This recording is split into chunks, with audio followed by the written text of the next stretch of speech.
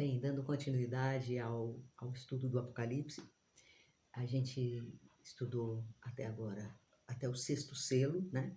Que vai do Cristo até o Renascimento, século 17 e 18. Antes de abrir o sétimo selo, João vê o número dos santos que serão resgatados da terra. Que foram, ele diz, né? Que foram resgatados da terra. Porque ele fala de uma posição atemporal. São esses que se elevaram, que foram santificados, né, ao longo da história da humanidade. A gente pode citar vários aí da história, né, dos santos da Igreja Católica, dos santos dos patriarcas antes de Cristo, iluminados também do Oriente, de outras linhas, porque não é uma questão religiosa, é uma questão de elevação da consciência. Um santo é aquele que atinge um grau de consciência que pode se fundir, né, que a alma se transforma na esposa do Cristo, né, independente da religião que a pessoa pratique, né. Então ele vê o número dessas almas, que é o número 144 mil. É um número simbólico, né, 144 mil é 12 vezes 12 mil, e 12 é o número perfeito. Então, 12 vezes 12 mil é o perfeito do perfeito, né, em grande quantidade.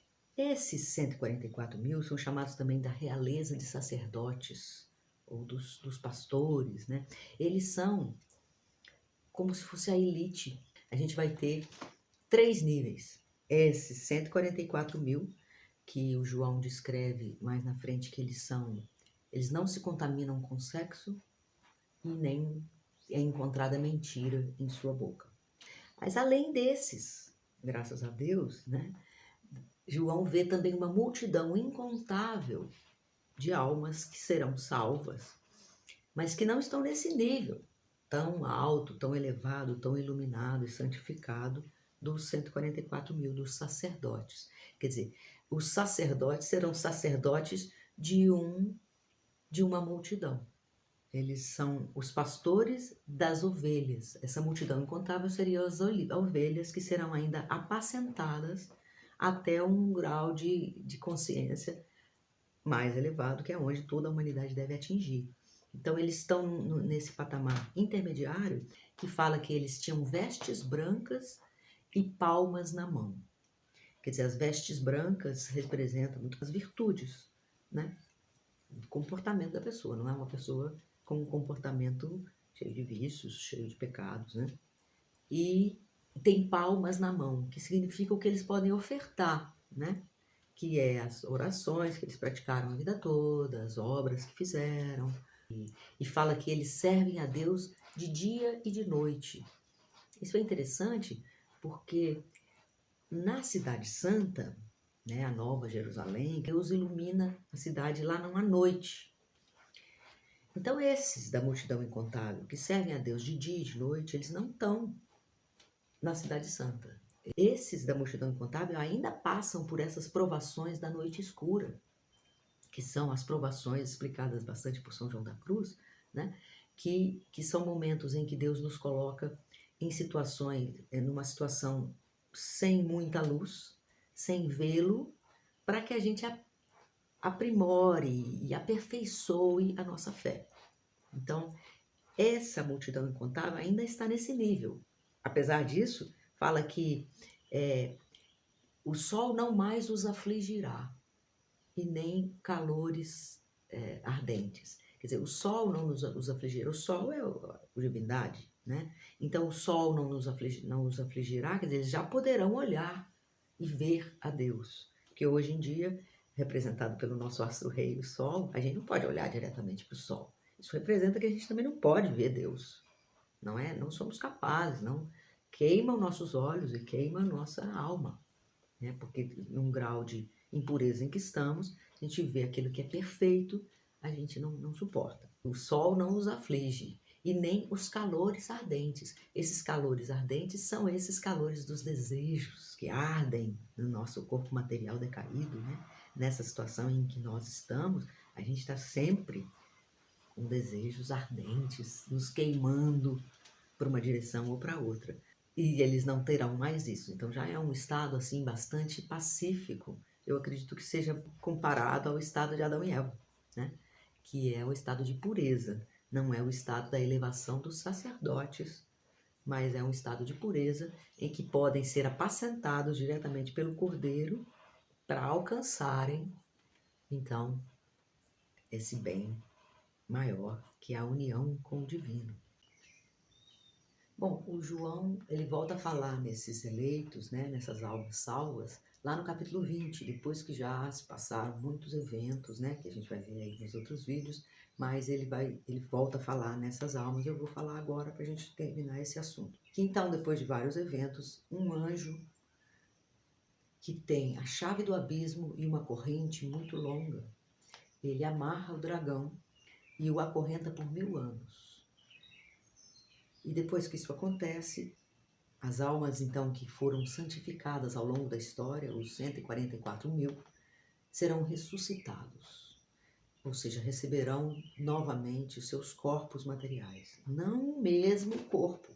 É um corpo com uma materialidade diferente dessa, que a gente não conhece direito. É mais ou menos parecido com o corpo que Jesus teve depois que ressuscitou. Ele podia ser tocado, ele podia comer. No entanto, ele atravessava a parede, ele se movia como os anjos, quer dizer, uma materialidade diversa. Eu compreendo assim que adquirir um controle sobre a matéria. Né? Quem estuda física sabe que as leis materiais são, se a gente souber controlá-las, a gente é capaz de tudo é possível, tudo são probabilidades. Se a gente souber controlar, a gente pode fazer tudo. Então, eu acredito que é isso, é adquirir esse controle, né, esse conhecimento da matéria que a gente ainda não tem e que a gente, então, eu digo, os 144.000, né, adquirirão essa capacidade, né, e então terão corpos. Essa é a nova humanidade, né? Esses são os filhos de Maria. Né? Então eles ressuscitam e são levados, né, para reinar com o Cordeiro e estar com ele onde ele estiver, ou seja, reinar, né? Durante 1000 anos. Claro que esse número é simbólico, não representa exatamente 1000 anos, representa um período. Durante esse período, a humanidade comum ela está aqui na Terra, aí nas suas batalhas materiais, né, que estarão cada vez mais difíceis, nós estamos vendo aí, né, que o clima e mesmo a consciência da humanidade, né, o caminho que a gente está seguindo, assim, os seres humanos estando muito, muito doentes, né? Então, esse milênio será esse período, assim,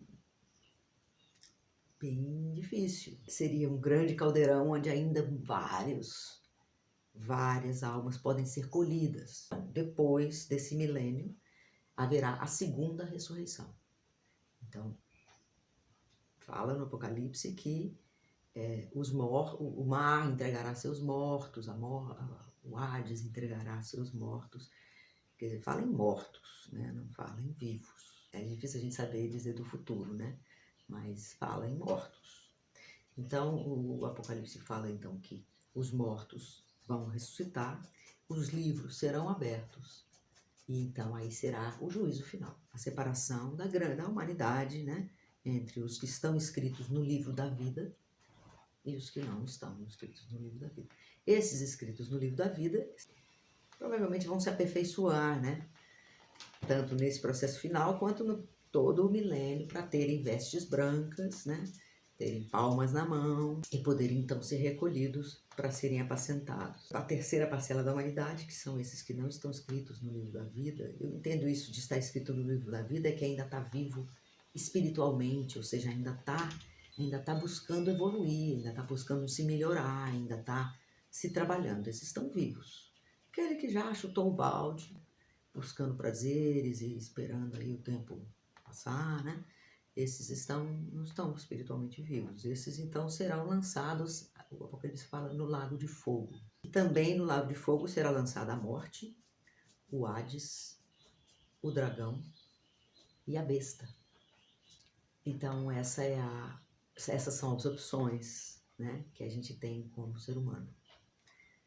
144.000, a grande multidão de vestes brancas e aqueles que não se inscrevem no livro da vida.